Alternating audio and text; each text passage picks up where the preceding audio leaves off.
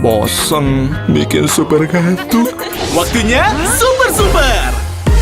Super. Mulainya jreng, yuk langsung on lagi. Super. Mulainya jreng, langsung on lagi.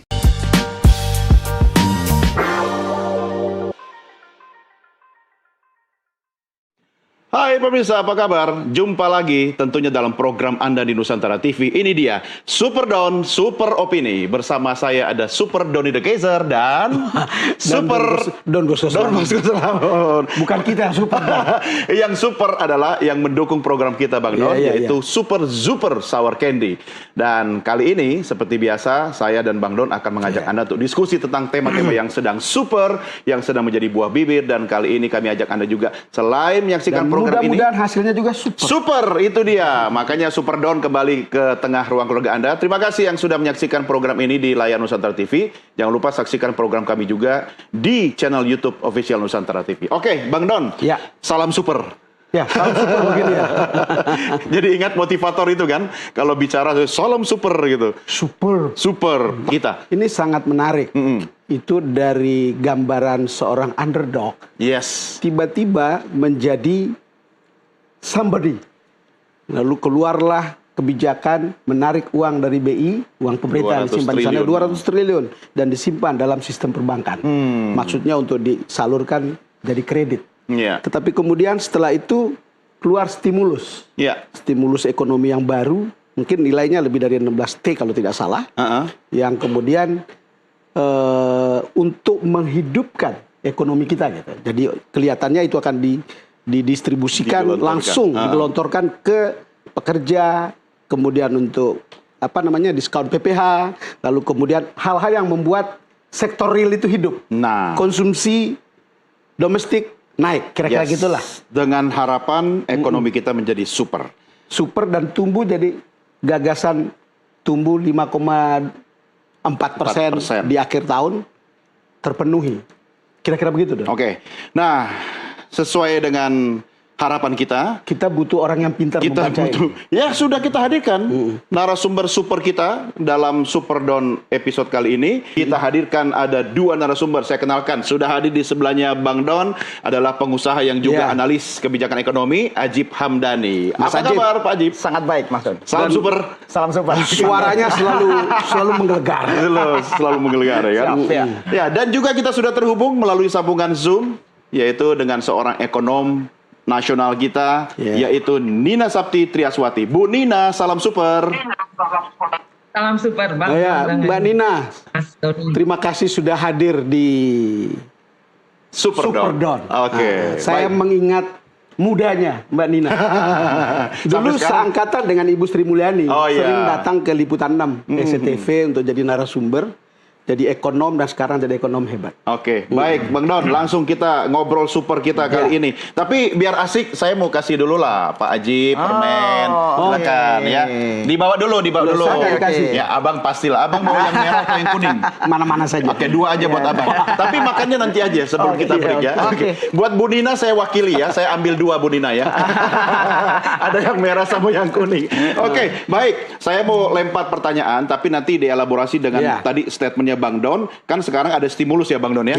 Nah, Bang Don, kalau soal stimulus ini, saya juga harus tanya ke Pak Ajib nih. Dengan 8 program paket ekonomi yang dirilis oleh pemerintah. Pak Ajib, komentarnya.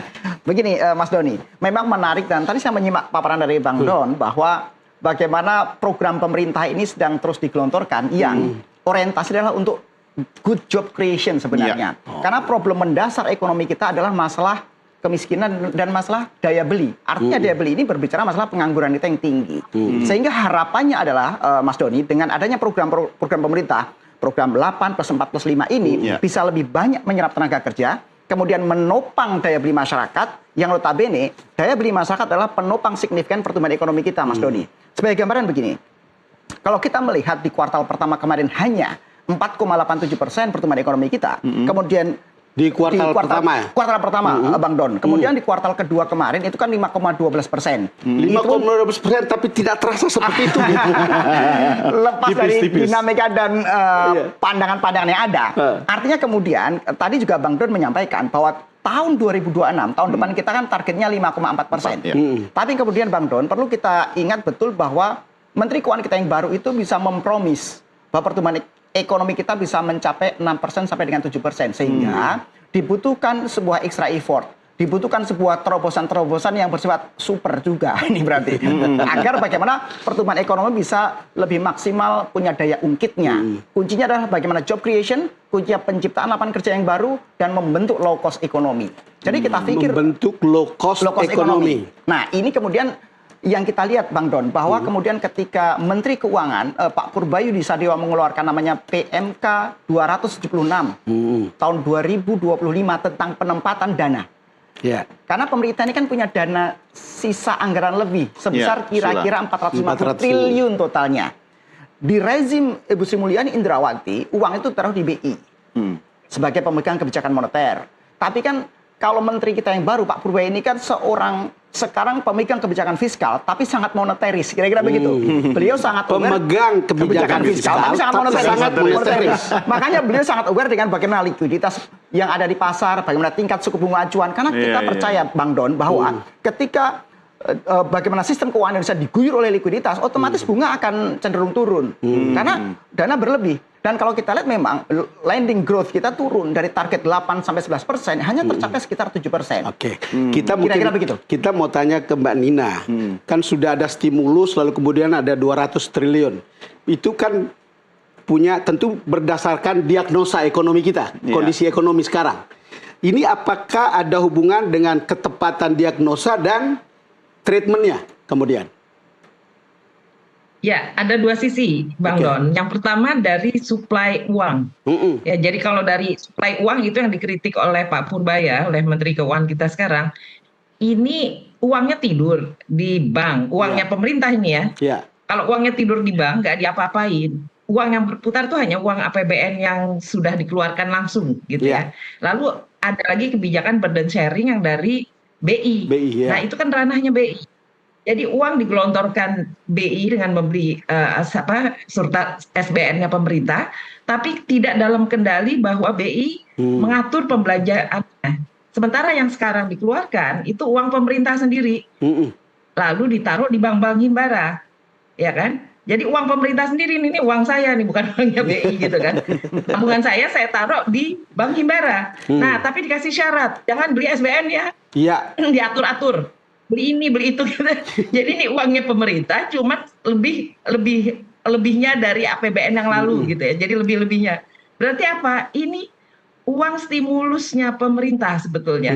G tambahan ya, yang memang sudah disetujui anggarannya, tetapi diperlancar.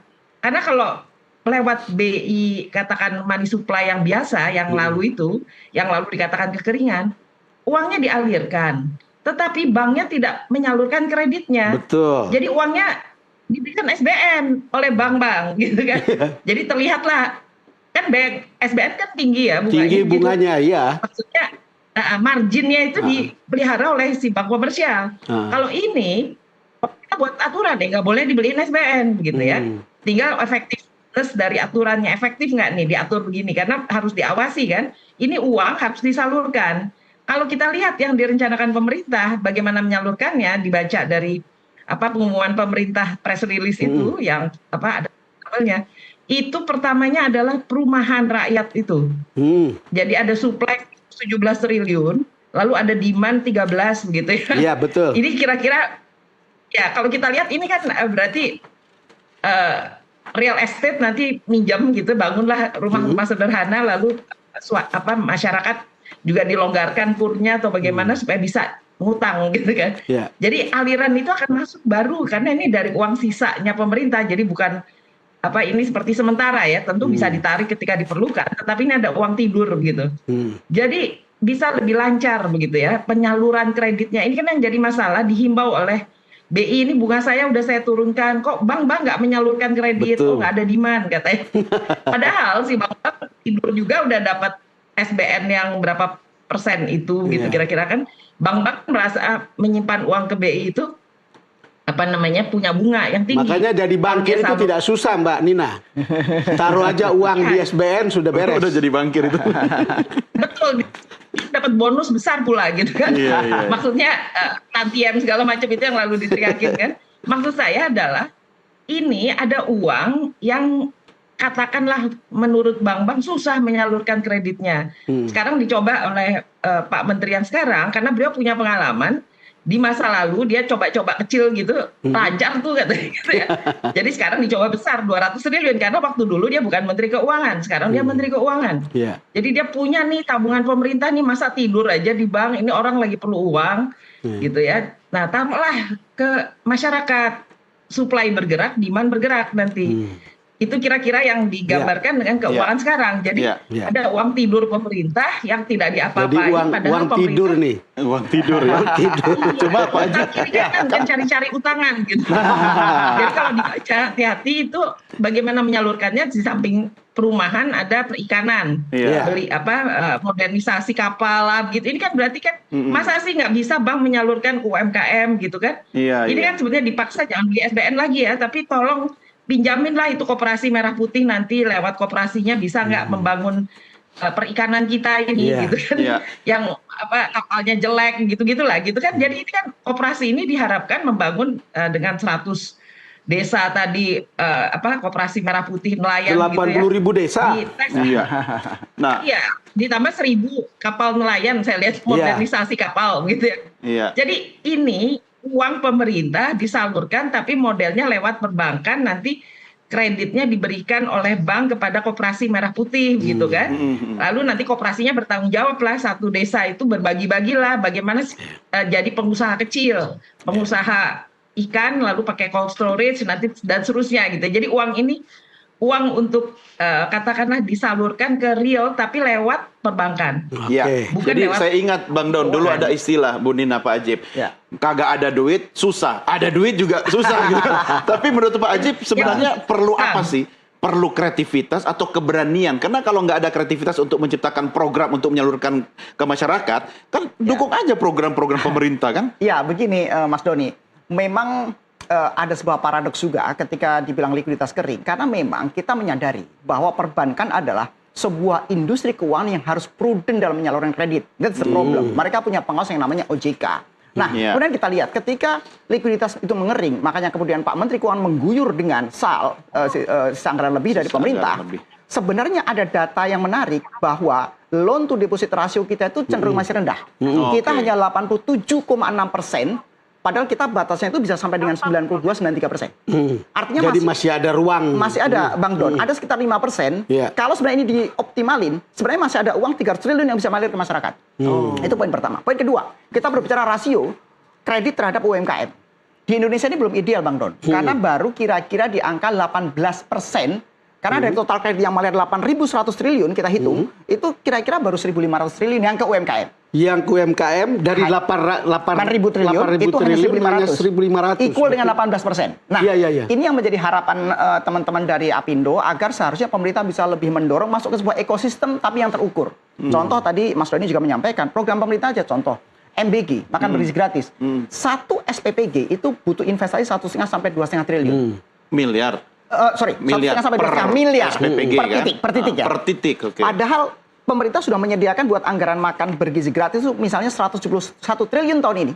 Dan tahun depan sudah disiapkan 335 triliun komitmen Pak Prabowo sesuai dengan waktu pidato kenegaraan tanggal 15 Agustus kemarin, Mas Doni. Tapi kemudian serapannya sangat rendah sekali. 10-an persen, belasan persen sampai bulan September ini. Artinya kan ini ada problem apa? Masyarakat itu nggak mampu untuk membangun dan punya investasi dapur. Ya bank sekarang dukung. Harusnya bank dukung dengan duit himbara. Toh repayment capacity-nya dari dana APBN. Nah, ini kan aman. Kira-kira kan sekarang problemnya itu kan kenapa bank-bank ini pada akhirnya tidak bisa maksimal mengucurkan kredit begitu. Nah, itu dia. Jadi di kita ini kan memang ekosistemnya belum terbangun maksimal secara bisnis, Bang Don. Makanya Apindo sering mengusulkan agar kita ini pemerintah itu harus mendorong namanya low cost economy. Variabel low cost economy itu ada namanya variabel pengurangan di sisi logistik misalnya. Salah satunya adalah cost of fund sebenarnya. Cost of fund ya. Memang betul Bang Don bahwa program menurunkan tingkat suku bunga kredit, program mengguyur likuiditas ke sistem keuangan Indonesia, ini bukan satu-satunya program pemerintah yang bisa membuat pertumbuhan ekonomi naik lebih drastis. Enggak, kami melihat itu juga. Artinya dibutuhkan variabel yang lain, tapi minimal ada satu langkah progres dari pemerintah yang bisa mendorong ke arah terbangunnya low cost ekonomi dengan tingkat suku bunga murah dan lain-lainnya. Misalnya, pemerintah ingin agar program populisnya Pak Prabowo berjalan lancar, MBG, Kopdas Merah Putih, terus seperti tadi Mbak Nina juga sampaikan, misalnya ada sektor nelayan dan perkebunan, program 845 tadi. Itu bisa masuk ke sektor-sektor yang menjadi orientasi dan program pemerintah. Sehingga satu sisi, bank ini kan, kalau kita lihat kalkulasinya Bang Don, itu lebih banyak, mungkin bisa dikoreksi kalau salah Mas Doni, tapi fungsi utama bank itu kan fungsi intermediari sebenarnya. Betul. Ada dana pihak ketiga dan kemudian menyalurkan kredit gitu. Tapi kan kalau terlalu banyak fee based commission misalnya kan, kita cas tabungan, cas transfer, cas ATM dan lain-lain, itu malah justru menjadi potensi penghasilan utamanya bank. Harapan kita adalah bank itu betul-betul menyalurkan kredit. Artinya LDR-nya juga belum maksimal sampai dengan 92%. Tambahan likuiditas 200 triliun dari pemerintah, harapan kita ini masuk ke sektor yang produktif. Ya, sekarang saya ingin bertanya kepada Mbak Nina. Nah, sebentar Bang Don. Kenapa? Ya, karena saya tahu nih kalau sudah Pak Ajib, Bu Nina, ini pasti akan on terus ini. Nah, jadi kita harus break dulu. Karena tadi saya udah ngasih permen ke Bang Don sama Pak Ajib, ya kan? Nah, ini biar meleknya boleh kita coba langsung on lagi. Kita rehat dulu, jangan kemana-mana pemirsa, karena Super Don, Super Opini segera kembali sesaat lagi. Ayo Bang, kita makan.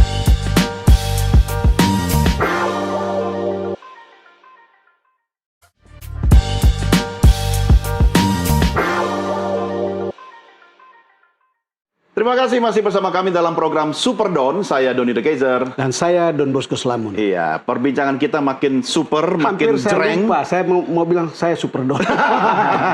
Iyalah, kan kita sama-sama Super Don, Super Doni dan Super Don Bosco. Jangan lupa pemirsa, saksikan terus program Super Don. Jadi tadi saya udah serahkan ke Bang Don 2 permen, ada merah, ada kuning. Pak Ajib juga tadi saya kasih 1. Udah habis ya ternyata ya. Nah, ini gara-gara permennya, jadi diskusi kita langsung on lagi. Kita lanjutkan lagi. Kita masih ngobrol dengan Pak Ajib sama Bu Nina. Bang Don mau mana? Ya, saya ingin tanya ke Mbak Nina. Saya menyerap sebuah tulisan teman saya, Mas Eko Supriyanto, Infobank. Kan dia bilang bank itu harus tanda kutip kencing kredit. Kan gitu. Jadi harus kucurin kredit. Sementara tadi kita lihat bahwa ada semacam constraint kredit itu tidak seperti yang diharapkan sebetulnya. Apa sebetulnya? Tadi Mbak Nina sudah bicara gampang ke beli anu aja, surat utang gitu. Apa sebetulnya faktor lain yang membuat itu tidak jalan dan kemudian sampai kemudian pemerintah harus harus taruh 200 triliun gitu. Ya. Jadi pemerintah sedang memberikan showcase contoh ini Bang Don, Mas Doni. Jadi apa yang terjadi itu, ini uang kalau dilihat menurut hitung-hitungan pertumbuhan maninya itu kok seret, kan aneh, padahal uangnya ada. Nah, disitulah dikasih wanti-wanti. Kali ini pemerintah punya tabungan yang tidur di BI, saya masukkan ya ke dalam perbankan. Tolong perbankan jangan beli SBN. Nah, ini kuncinya di sini. Berarti kan sebetulnya kata lain Pak Purbaya tahu persis bahwa sebetulnya rajin membeli SBN bank-bank kita gitu. Dan itu tidak baik dari perekonomian. Kalau rajin beli SBN, bunganya mungkin berapa lah, 6-7% itu. 6% itu sudah lebih tinggi daripada bunga yang ada di DPK, dana pihak ketiga. Jadi udah ada margin di situ. Jadi marginnya adalah 2% atau 3% pasti. Kalau bunga DPK-nya katakan 3 ya atau itu. Tidur pun dapat itu 3%, gitu kan? Makanya kredit seret ngucurnya rakyat, gitu kan? Tapi ini sebetulnya betul ada alasan bahwa itu kan harus prudent, harus hati-hati disalurkan, gitu ya. Tapi kan sudah dihimbau oleh BI, ini bunganya sudah saya turunin kok, bunga kreditnya nggak turun-turun, gitu ya. Nah sekarang katakanlah ini ada uang pemerintah tidur yang selama ini bunganya 0, gitu, dites nih dengan Pak Purbaya katakan saya taruh deposito ya gitu kan. Nah tapi itu pun ini kan sebetulnya tanda kutip ya, kelemahannya di situ. Kalau deposito bunganya agak tinggi sedikit tuh 4% gitu ya, bukan kening cair ya. Saya agak bingung ini kenapa deposito on call ya, karena sebetulnya marginnya kan jadi kecil sekali 4%. Berapa bunga yang dia mau letakkan ke Koperasi Merah Putih atau apa, ini kan berapa persen, itu yang harus dicek kan bunga pinjamannya. Karena marginnya bank di situ. Katakan selama ini margin meminjamkan kredit itu 10-15%, kalau bisa diturunkan sampai 8%, 7% itu indah sekali gitu ya. Karena ini kan sebetulnya yang terjadi adalah orang nggak mau minjam juga bunganya tinggi, takut nggak bisa ngembaliin. Seandainya bunga itu bisa 0 idealnya ya. Jadi seandainya 4 aja, katakanlah si Menteri Keuangan punya 4%, itu 4% disalurkan bank. Ya mungkin lancar rakyat mau pinjam. Tapi kalau bunganya ditaruh tinggi 10%-an gitu, malas pinjam karena kan berat ya sekarang itu perekonomian. Nah ini sebetulnya suku bunga pinjaman, bukan suku bunga SBN yang kita perhatikan. Jadi saya melihat program pemerintah ini ada tanda kutipnya, tidak boleh beli SBN, gitu ya. Itu harus kalau begitu. ini lancar, langsung masuk ke koperasi misalnya. Tapi berapa nanti bunga di koperasi kan? Itu yang kita belum lihat. Lalu masuk ke perumahan rakyat, nah berapa? Kalau supply-nya berapa, demand-nya berapa? Karena supply-nya kan tadi kalau saya lihat 117 gitu ya, dan triliun. Jadi artinya itu untuk perumahan, lalu untuk demand side-nya gitu ya, untuk yang mau nyicil rumah begitu kan, itu kecil ya, 13-an gitu. Yang saya ingin katakan adalah dicoba dulu kan, dites. Jalan nggak nih orang mau ngutang beli rumah tapi bunganya rendah ya gitu. Cuman yang rendah ini tanda kutip tadi ya, bunga pinjaman kan mestinya yang diturunkan ya. Bukan bunga kita tidur di bank. Jadi bukan bunga yang jangan sampai nanti marginnya bank juga turun kan. Jadi ini pelan-pelan diturunkan, tapi katakanlah pemerintah sudah wanti-wanti ini bukan untuk beli SBN gitu. Nah, yang saya khawatirkan memantaunya belum untuk tidak beli SBN itu kan pemerintah seperti perlu apa? Evaluasi dari programnya. Jadi programnya sendiri kan perumahan rakyat. Perumahan rakyat ini maaf ya, di masa lalu kita banyak juga lihat ada program rumah murah yang gagal gitu. Artinya sudah dibangun, kredit nggak ditinggalin. Jadi contoh juga bahwa ini kan harus sesuai keinginan pasar dong, bangun supply side dari perumahan. Itu adalah kalau bangun rumah murah jangan di tempat yang jelek lalu fasilitasnya jelek gitu kan. Jadi ini harus market oriented benar di supply demand-nya. Ini yang pertanyaan kenapa supply-nya cukup berat, kenapa nggak 50-50 gitu. Ya, jadi program itu, efektivitas dari program pemerintah itu adalah memantau benar nggak uang yang disalurkan ini nanti masuk ke program andalan pemerintah, perumahan rakyat, lalu kampung nelayan, modernisasi kapal-kapal ya, jadi koperasi merah putih yang diharapkan punya cold storage, lalu punya perdagangan ya maritim ya, perdagangan perikanan gitu kan, kelautan. Jadi katakanlah targetnya memperkuat pesisir laut ya. Kalau kita lihat yang dari press release-nya kan yang 200 triliun nanti adalah perumahan rakyat dengan press release untuk membangun koperasi merah putih beserta kampung nelayan dengan kapalnya. Ya, jadi ini sebetulnya dua target. Saya ingin tanya ke Mas Ajib. Baru yang lain. Nah, saya awam, tetapi saya mencoba untuk melihat begini. Ini sekarang ada stimulus, lalu kemudian ini kan menciptakan lapangan kerja, meningkatkan konsumsi domestik. Lalu kemudian ada 200 triliun yang ada di bank. Kan ceritanya sektor real kita yang sakit-sakit. Ada uang tapi mereka tidak bisa mengambil kredit karena ekonomi tidak bergerak di sekitar dia. Atau banknya bilang, kita bisa kasih, tapi kemudian kita ragu apakah bisa dikembalikan. Sekarang setelah ada stimulus seperti ini, kira-kira kalau lihat jangka waktunya, stimulus dikeluarkan, lalu kemudian ada uang di bank yang kemudian ketika ekonomi itu bergerak, ketika itu ada kesempatan bagi bank untuk menyalurkan kredit lebih banyak dari biasanya. Apakah benar begitu? Jadi begini Bang Don, memang untuk mendorong pertumbuhan ekonomi yang lebih terukur, itu tidak hanya bisa berjalan secara alamiah. Kenapa China sekarang bisa leading sektor dalam konteks ekonomi? Manufakturnya luar biasa, pertumbuhan ekonominya luar biasa, karena memang pemerintah juga melakukan politik dumping, politik insentif, dan lain-lain yang tepat sasaran. Sehingga harapan kita, harapan dunia usaha Bang Don adalah bagaimana pemerintah mendorong bauran kebijakan baik fiskal, moneter maupun regulasi, sehingga ekonomi itu terus bisa punya kompetitivitasnya yang lebih baik, termasuk kesehatannya. Karena ekosistem ini kan perlu dibangun. Nah, memang sekali lagi kebijakan mengguyur moneter, ini kan kebijakan moneter, sudah bagus. Fiskal juga sudah bagus, karena di program 845 bahkan termasuk UMKM yang hanya 0,5% orang pribadi itu diperpanjang sampai tahun 2029. Sampai 2029. Misalnya, fiskalnya juga diperbaiki. Sehingga tinggal selanjutnya regulasi-regulasi teknis dan program debirokratisasi itu lebih didorong sehingga ekosistem ekonomi yang terbangun sehat, ketika uang masuk ini benar-benar bisa optimal di lapangan. Karena begini, kalau kita melihat pola dan gaya berpikirnya Pak Menteri Keuangan sekarang itu kan begini, Bang Don. Kalau kita lihat 10 tahun terakhir, itu lebih driven by government spending, pertumbuhan ekonominya itu. Padahal ya itu hanya konservatif di angka 5%. Kalau ingin di atas 6%, harus ada sektor swasta yang bisa nge-lead, harus memimpin dengan baik. Filosofinya kan Pak Menteri Keuangan seperti itu. Sebenarnya ini sejalan dengan filosofi dan spirit yang didorong oleh teman-teman Apindo kepada pemerintah, di mana namanya Indonesia Incorporated. Artinya adalah private sector, sektor privat itu tidak hanya sekedar pelaku ekonomi, tapi kita menjadi bagian integral dan bagian partner pemerintah untuk bisa mendorong pertumbuhan dan pemerataan ekonomi. Sebenarnya ini sejalan. Tinggal bagaimana sekali lagi seperti kata Bang Don tadi, dengan adanya insentif moneter dan fiskal ini memang tidak serta-merta langsung terangkat. Dibutuhkan bauran kebijakan-kebijakan, diregulasi dan dibirokratisasi yang lain. Tapi kita pikir ini paling tidak satu langkah maju untuk kita bisa mendorong private sector yang lebih baik. Investasi dan bisa dalam negeri tambah dong, naikin dong. Pengusaha gimana? Sebenarnya gini, di kuartal kedua kemarin itu investasi dalam negerinya itu sudah berkontribusi 57%. Investasi luar negeri hanya 42%, Mas Doni. Lebih banyak dalam negeri ya? Oh iya, lebih banyak dalam negeri. Artinya kan ini menjadi sebuah tren yang cukup bagus. Bahwa sebenarnya ekonomi kita ini bisa tumbuh. Dan bahkan, Mas Doni, kalau kita cermati dari statement dari Pak Menteri Keuangan kemarin adalah sepanjang kita bisa menata ekonomi domestik kita dengan baik, karena kita punya demand yang cukup luar biasa. Dan dalam bentuk apa? Sumber daya manusia, dalam bentuk jumlah penduduk. Kita 280 juta orang, Bang Don. Hanya kalah dari 3 negara yang lain. India, China, dan Amerika. Kita nomor 4 loh. Makanya kemudian kita cukup oke juga dengan pandangan Pak Menteri kemudian ketika beliau memberikan catatan dan penggarisbawahan.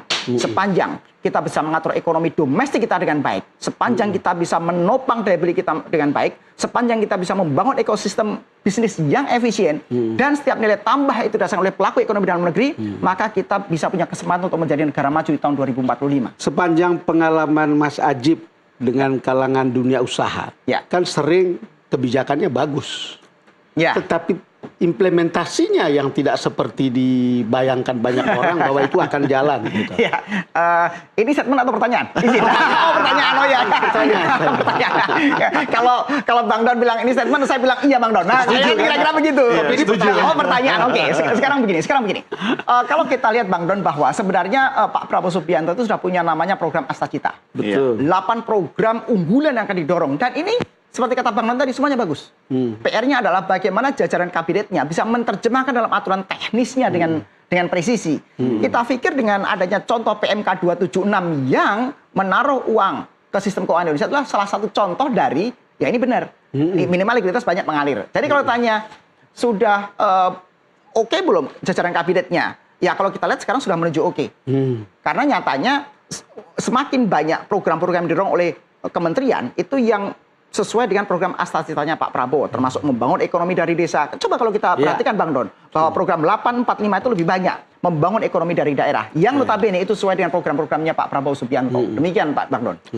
Oke. Nah, yang jadi pertanyaan saya, kenapa kemudian tidak dilakukan dari dulu? Dan kalau misalnya ini bisa dianggap sebagai sebuah apa itu daya ungkit itu loh? Apa itu namanya?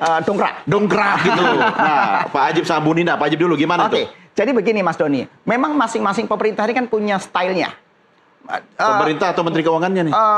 Presidennya, Menteri Keuangan dan lain-lain. Sebagai contoh, Menteri Keuangan sebelumnya itu kan punya uang SAL aja ditaruh di 450. Memang stabilitasnya akan terjaga karena SAL ini kan akan dipakai ketika kita defisit. Bantalan, uang buat buffering, betul Bang Don, buat bantalan. Dan memang proyeksi teman-teman pengusaha kita adalah akhir tahun ini penerimaan pajak kita akan shortfall. Hitung-hitungan kita di angka 100 sampai 120 triliun. Kira-kira begitu. Nah, shortnya segitu. Shortnya segitu kira-kira. Tahun lalu dengan target yang 1.890 triliun itu shortfall 50 triliun. Tahun ini Bang Don naik menjadi 2.189 triliun. Itu daya ungkit pertama yang bisa tampak ya. Oke, Bu Nina gimana kalau soal dijadikan sebagai daya ungkit? Ada komentar? Ya, memang namanya juga cadangan. Jadi kita bisa lihat historisnya dipakai berapa banyak sih dari tahun ke tahun. Jadi nggak semuanya akan dipakai. Ini separuh begitu ya. Jadi kalau kita lihat dari tahun ke tahun numpuk dia, bukan ya ada turun kalau memang sangat diperlukan agak turun. Tapi kan pada dasarnya penurunan tidak banyak. Jadi stoknya cukup besar. Jadi memang ada resiko di situ. Tetapi saya lebih melihat ada 2 program besar ini yang berbeda. Daya ungkit quick win yang dipakai oleh Pak Purbaya ini adalah uang tidur. Sementara program besar Astacita itu biayanya dua macam. Ada Danantara yang memang untuk program besar-besar tadi untuk industrialisasi. Lalu ada APBN yang programnya apa? MBG, sekolah unggul, sekolah rakyat begitu ya, termasuk Koperasi Merah Putih itu juga sudah ada. Tapi daya ungkit yang diharapkan dengan 200 triliun ini yang langsung masuk ke lapangan kerja sebetulnya dan untuk perumahan yang mandek nggak mau dikucurkan kredit ini kan sisi supply dan demand ya. Jadi orang cari kerja susah, gimana mau nyicil rumah? Gitu kan perumahan rakyat itu kan harus ada permintaan lagi siapa yang mau ngutang kalau nggak ada uangnya pendapatan. Jadi pendapatan sektor real ini yang harus dibangun dulu sebetulnya. Kalau memang nelayan perlu rumah ya dibuatlah tadi perumahan di daerah nelayan itu yang lebih bagus sehingga mereka bisa membangun cold storage industrialisasi dari kecil ya. Jadi lapangan kerja di level nelayan jangan dibayangkan yang Danantara yang pabrik besar. Kan ini bicara makanya saya sangat menarik ketika kita lihat ternyata uang yang 200T ini mengungkit demand side dari nelayan ya yang katakanlah saat ini kurang perhatian uang yang masuk nelayan itu seret. Tapi sebetulnya marketnya besar sekali, bisa ekspor, bisa apa. Jadi yang bermain kecil kan, yang pengusahanya kecil, itu yang dibangun ya Koperasi Merah Putih berbasis nelayan maritim. Nah yang kita perlukan ini adalah uang pemerintah untuk mengucur langsung. Karena kelihatannya seret nih. Gitu. Jadi ini ada dua yang berbeda. Uang yang 200T dengan yang program yang sudah ada di APBN dan di Danantara. Nah yang APBN Danantara ini memang punya masalah banyak. Iklim usaha, segala macam. Tetapi kita melihat quick win-nya Pak Purbaya dulu. Dia pingin ini uang tidur nih. Habis itu dia bereskan. Pengalaman beliau kan juga memang dia pernah menjadi Pokja kan. Wakil ketua di Pokja 4 yang kerjanya beres-beresin kalau ada di bottlenecking istilahnya gitu ya. Jadi beliau ini memang sebelum jadi LPS sudah ada di situ yang kerjanya beres-beresin investasi macet begitu kan. Yang saya ingin katakan adalah ini PR rektorial yang lain banyak, tapi ada dua hal. Ini yang untuk kelas menengah bawah ya, kelas menengah yang tergerus gitu, yang sebelah sana kelas menengah atas katakan gitu ya. Yang Danantara, yang PBN lainnya. Nah, ini yang saya dua PR besar ini yang baru stimulus kemarin diumumkan itu tampaknya memfokuskan masih ke uang 200T bisa kemana nih gitu ya. Oke, saya ingin tanya lebih lanjut Mbak Nina sama Mas Ajib. Ini soal quick win.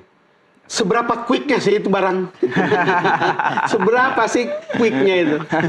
Quicknya, ya tadi kan disebutkan beliau, ini kita taruh 6 bulan dulu ya, gitu. Kita lihat hasilnya, gitu. 6 bulan dulu nih, karena uang itu kan baru dimasukkan kemarin. Sekarang kerja keras lah itu, Bang. Coba berikan kepada koperasi-koperasi yang sudah katanya 80 ribu itu kan. Katakanlah 1.100 dulu lah dibangun kampungnya. Bisa nggak nih dalam 6 bulan adalah uang dikasih buat beli cold storage buat kapal gitu supaya rakyatnya bisa ngambil ikan dengan baik. Ini nggak tersentuh sebelumnya, nggak banyak uang di situ gitu ya. 6 bulan. 6 bulan lah ya. Apakah quick? Kita lihat quicknya 6 bulan ini kan. Karena yang satu lagi perumahan rakyat itu agaknya tanda kutip itu perumahan itu sudah punya PR besar di masa lalu gitu ya. Jadi ini perumahan kan mandek ini perumahan rakyat programnya ini. Nah sebentar Pak Ajib jangan quick answer dulu. Kita rehat dulu karena kita perlu makan permen lagi nih. Biar nanti meleknya jreng dan langsung on lagi. Kita rehat dulu. Tentu Superdon masih bersama Super Super akan segera kembali sesaat lagi.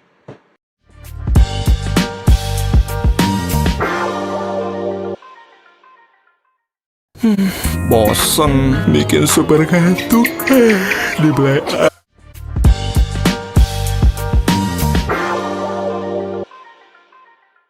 Hai, terima kasih masih tetap setia bersama kami dalam program Superdon Super Opini. Saya Doni The Kaiser. Saya Don Bosco Slamon. Kami Superdon, Super Double Don. Tadi sudah bicara 6 bulan itu kan? Quick win itu. Kalau Pak Ajib melihatnya se-quick itu atau bisa lebih quick lagi?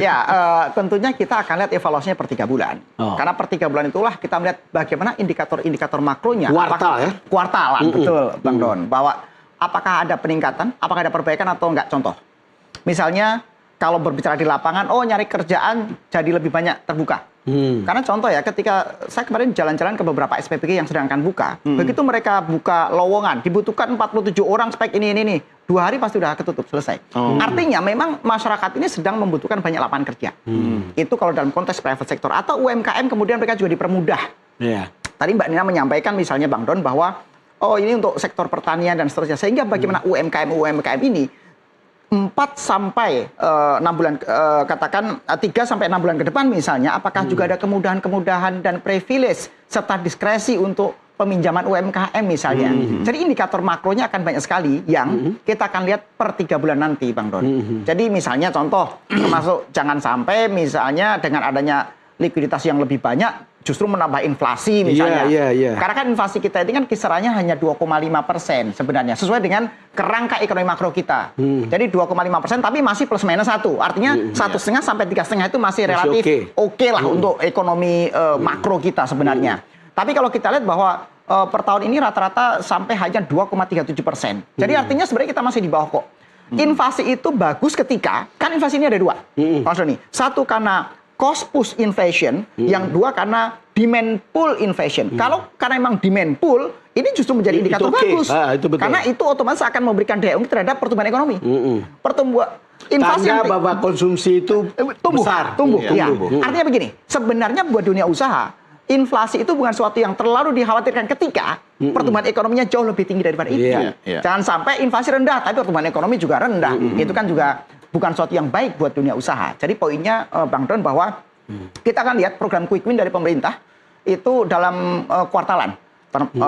Kita lihat bagaimana 4 bulan, bagaimana... Pas banget tuh kuartal kan 100 hari pertama Menteri Keuangan. Betul lah. Jadi sampai akhir tahun nanti secara agregat, contoh gini, pertumbuhan ekonomi kita kan 5,12. Biasanya kuartal ketiga itu menurun. Ini secara siklikalnya. Nah, sehingga proyeksinya secara konservatif kuartal ketiga di bawah 5,12%. Secara konservatif. Nah, apakah kemudian jurus moneter sekaligus insentif fiskal yang ada itu bisa menopang minimal 5,12% pada kuartal ketiga nanti. Kalau kuartal ketiga itu lebih dari 5,12, berarti ini jurusnya ampuh betul. Kalau kuartal ketiga pasti turun, apakah cukup confident untuk naik di tahun berikutnya 5,4 gitu? Ya itu yang angka yang disepakati supaya ekonomi makro dan pokok kebijakan fiskal 5,4%. Karena gini, 5,4 itu kan didesain ketika asumsinya adalah pertumbuhan ekonominya itu ditopang dan digenjot oleh government spending, oleh belanja pemerintah. Kemudian ketika private sector diberikan ruang yang lebih banyak, daya beli masyarakat ditopang dengan lebih baik, bisa lebih tinggi lagi. Kita harap bisa lebih tinggi dari 5,4%. Pertanyaan untuk Mas Ajib sama Mbak Nina. Saya itu punya bayangan. Kan kemarin itu kuartal sebelumnya kan dibilang pertumbuhan ekonomi kita 5,12. Lalu kemudian target. Kalau stimulus ini jalan, lalu kemudian yang 200T itu betul-betul beredar melalui kredit, termasuk untuk sektor swasta, untuk UMKM. Kan itu ada nggak perbedaan rasa? Tumbuh 5,12%.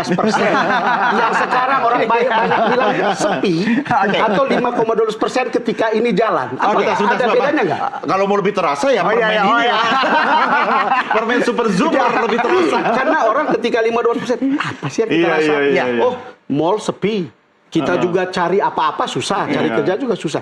Tapi ketika misalnya stimulus tadi jalan, lalu kemudian uang 200 triliun itu masuk ke sistem perbankan, lalu kemudian kredit termasuk untuk sektor swasta dan UMKM, rasanya seperti apa? Ini contoh, begini ya. Saya kemarin ketemu dengan teman-teman yang katakan mendorong program pemerintah itu di MBG misalnya, makan gratis oleh BGN. Mereka bangun SPPG. Ketika mereka bangun, mereka ditelepon oleh Bank Himbara. Mau kredit nggak dari kita? Terus? Tanpa jaminan. Oh ya? Terus bunga hanya 6% setahun.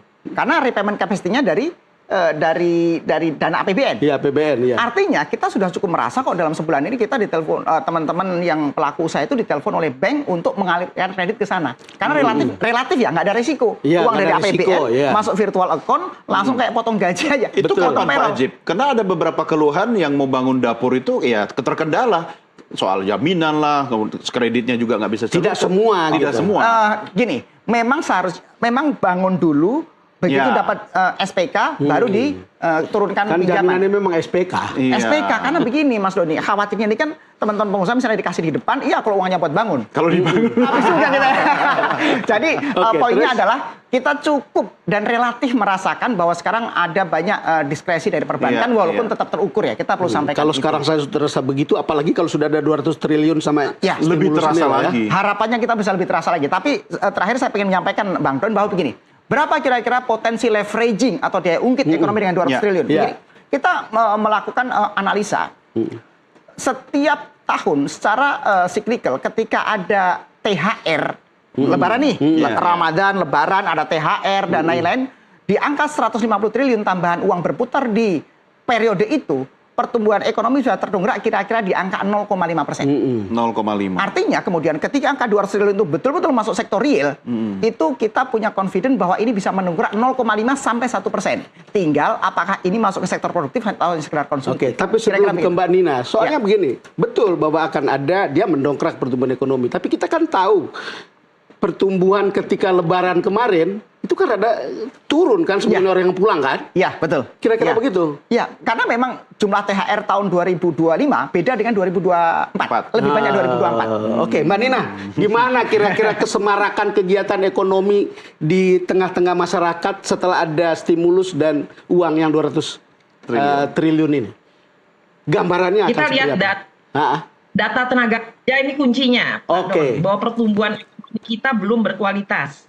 Jadi artinya angka ketenaga kerjaan yang dikeluarkan BPS pada Februari 2025 ini yang terakhir ya, karena datanya lag ya. Jadi artinya Februari 2025 ini data terakhir yang 6 bulan terakhir itu apa?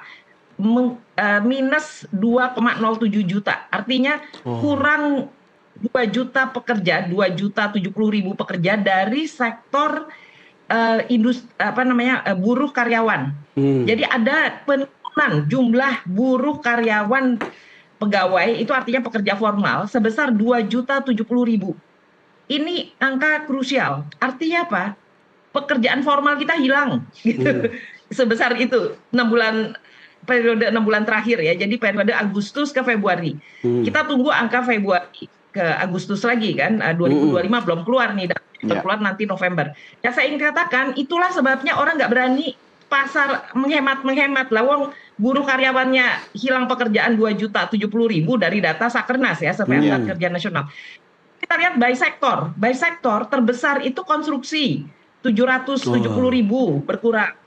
Di sektor lainnya yaitu industri pengolahan 410.000 pekerja berkurang ya. Jadi kita melihat datanya dua, kan yang satu adalah sektor formalnya berkurang 2 juta kerjanya ya.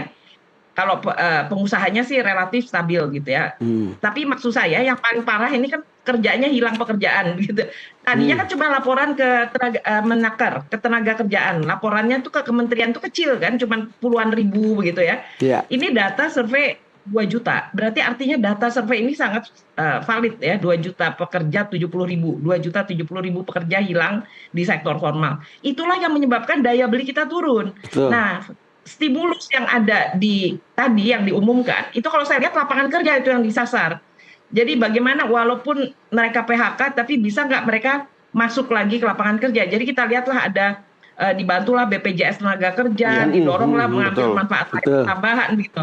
Itu lapangan kerja yang kenapa? Karena kita kehilangan lapangan kerja formal lebih dari 2 juta orang selama 6 bulan di periode Agustus 2024 ke Februari. Yang kita khawatir pertumbuhan yang 5,12% tadi di sektor yang tidak besar ya, dampak kepada lapangan kerja. Ya, jadi betul ada pertumbuhan ekonomi, tapi kemungkinan besar itu ada di padat modal. Ya, jadi pekerjaan yang bukan menghasilkan lapangan kerja, pabriknya jalan tapi pakai mesin, diganti bahkan. Ya, jadi bisa ada pergantian teknologi kan dari orang menjadi robot atau mesin. Nah, itu angka pekerja formal kita yang turun itu kan, dan tadi industri pengolahan juga menurun 6 bulan terakhir, minus 410.000. Di antara persaingan global yang memang mencoba efisiensi, produktivitas naik, ya efisiensi dari cost tadi biaya. Nah, efisiensinya dilakukan dengan mengganti orang ke mesin. Jadi lapangan kerja kita parah, konsumsi kita berat ya untuk tumbuh, maka ada kesenjangan dari antar kelompok pendapatan. Ini yang isu besar ya. Kelas menengah kita turun itu isu besar di dalam sebuah negara. Itu naik kelas dong, dari paling miskin ke rentan, lalu naik ke menuju kelas menengah, baru kelas menengah, baru kelas atas ya yang mampu. Jadi naik kelas bukan turun kelas. Nah, yang terjadi kita 5 tahun terakhir 2019 sampai 2024, kita turun kelas, dari kelas menengah turun menjadi menuju kelas menengah, lalu menggerombol dia di rentan. Memang yang paling miskin agak berkurang sedikit, tapi kita turun secara overall gitu. Artinya kalau Jadi ini Mbak bukan- Nina lihat kebijakan ini sekarang, ini adalah track yang benar untuk kemudian memulihkan, begitu kah? Betul sekali. Jadi sebetulnya yang ingin dibangun, oke lah mulai dari sektor informal. Nelayan itu kan informal kalau dia bekerja sebagai nelayan. Ya. Tapi kalau dia bisa jadi pengusaha di sektor koperasi, nanti jadi pengusaha kecil, dia bisa buatlah ikan frozen atau camilan yang udah jadi produksi rumah tangga, nanti naik kelas, dia bisa jadi buruh, karyawan, pendapatan tetap. Nah itu, jadi yang dibangun itu grassroots-nya, akar rumputnya. Ya demikian juga sebetulnya sekolah rakyat dan lain-lain. Tapi yang kita lihat dengan program stimulus kemarin, itu yang disasar kalau saya lihat 2 hal. Pertama, uangnya dialirkan ke perumahan, karena konstruksi kan berkurang juga 770.000 pekerja ya. Lalu kita lihat disasar lagi ke lapangan kerja ini yang untuk pertanian tadi ya, perikanan khususnya ya. Jadi kalau BPS itu melihat kelompok pertanian itu terdiri dari perikanan, peternakan, perkebunan, tanaman pangan gitu ya, kehutanan. Jadi kalau bicara pertanian dalam arti luas ya, nah betul lapangan kerja pertanian meningkat, tetapi kan nanti harus dinaikkan kelas menjadi pekerja formal, pengusaha. Karena pekerjaan yang di pertanian perdagangan walaupun ada tambahan itu sifatnya bisa informal, artinya bukan pekerjaan yang baik-baik, yang mendapatkan jaminan pekerjaan dan sebagainya. Sementara yang isu besarnya adalah yang turun itu pekerja formal, buruh, karyawan, pendapatan tetap. Bulan terakhir itu berkurang 2 juta angkanya ya. Jadi sektor informal kita proporsinya naik, formal kita turun. Itu bukan berita baik dalam pertumbuhan ekonomi ya. Berarti pertumbuhannya ada tapi kurang berkualitas. Nah, sekarang pemerintah mencoba meningkatkan kualitas. Dicarilah cara supaya uang pemerintah ini jangan tidur terlalu lama gitu ya. Karena ada uang tidur, ada uang yang memang APBN. Tapi APBN kan punya sisa lebih nih, berarti kan nggak terpakai dan ditabung jadi uang tidur kan. Nah, ini yang dialihkan balik gitu. Itu kebijakan fiskal, bukan moneter. Yang dilakukan Pak Purbaya itu dalam kerangka fiskal. Karena dia punya uang tabungan kan, pemerintah nabung di bank ya. Udah uang tabungan pemerintah ditarik lagi masukkan ke masyarakat. Sementara perbankan tetap dia lewat burden sharing, lewat apa itu kebijakan moneternya BI tetap berjalan, tapi dikasih wanti-wanti uang yang 200 jangan ditarik ya gitu. Jadi ini kita mencoba meyakinkan apakah koordinasi kebijakan fiskal moneter efektif 6 bulan ke depan ini juga penting. Nggak bisa dilihat 6 bulan indikator makro berubah, itu mustahil, terlalu cepat ya. Jadi bayangkan operasi itu kan baru aja dikasih uang ya, dia baru bangun kapal aja, buat kapalnya mungkin perlu 3 bulan waktu, gitu ya. baru mulai. Oke, Mas Ajat, Jadi sebagai gitu ya, 6 bulan. orang yang malang melintang di dunia usaha, itu seberapa menggairahkan stimulus ini? Paling tidak ini menjadi sebuah langkah maju dari pemerintah untuk komitmennya mendorong pertumbuhan ekonomi sampai dengan 6 atau 7%. Memang salah satunya dibutuhkan ini. Tapi sekali lagi kita menyadari ini bukan satu-satunya langkah untuk mendongkrak ekonomi, bukan. Ini adalah salah satu langkah, tapi minimal kita melihat satu lagi komitmen lebih dari pemerintah untuk betul-betul fokus dengan pertumbuhan dan pemerataan ekonomi. Jadi kalau tanya optimisme, kita melihat ini adalah bagian dari optimisme yang terbentuk dan dunia usaha akan selalu siap mensupport pemerintah untuk mendorong pertumbuhan ekonomi yang lebih berkualitas. Sekarang pertanyaan saya nggak tahu, saya mencoba untuk memvisualisasikan tentang sebuah situasi sebelum dan akan. Gitu kan, sebelum stimulus dan setelah stimulus. Kan gambaran visualisasi saya, misalnya, mall akan lebih ramai, orang belanja akan ramai dan juga belanjanya.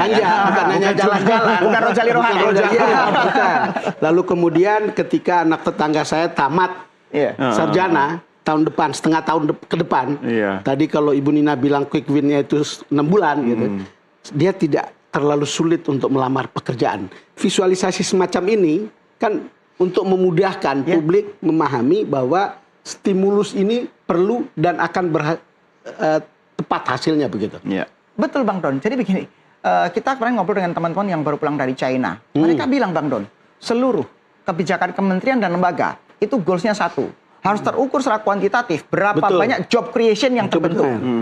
Kata kuncinya job creation tadi. Betul, ini akan jadi penting. Makanya kemudian kalau kita lihat bahwa penurunan uang 2 triliun melalui PMK 276 ini juga diikuti dengan program ini nih, paket ekonomi 8+4+5 yang tone-nya adalah apa? Penyerapan tenaga kerja.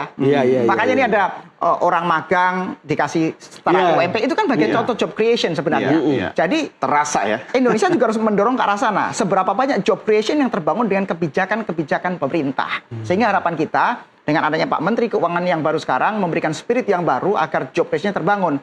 Sederhananya adalah kalau kita orang lapangan misalnya lulus kuliah mencari kerja lebih mudah. Bahkan ada sebuah jokes dari Pak Menkyu kemarin. Ini kalau ekonomi tumbuh, itu nggak ada orang ITB yang pindah ke ekonomi seperti beliau. Ini kan suatu hal yang beliau mencontohkan diri dia sendiri. Artinya memang ekonomi itu perlu didesain dengan lebih ideal. Tapi kita paham dan sadar bahwa itu butuh waktu. Tapi sekali lagi ya harus dilakukan dan dijalankan satu demi satu. Demikian Bang Don. Bang Don, kita harus ke Bu Nina sekaligus closing ini. Tapi kan tadi Bang Don sudah minta nih soal konkretnya. Rasanya gimana kalau memang ada pertumbuhan kan? 5,12 dan 5,4. Yang 5,12 itu kuartal yang lalu, kata orang rasa apa iya benar gitu. Yang 5,4 nanti sama kalau 8%. Bu Nina silakan.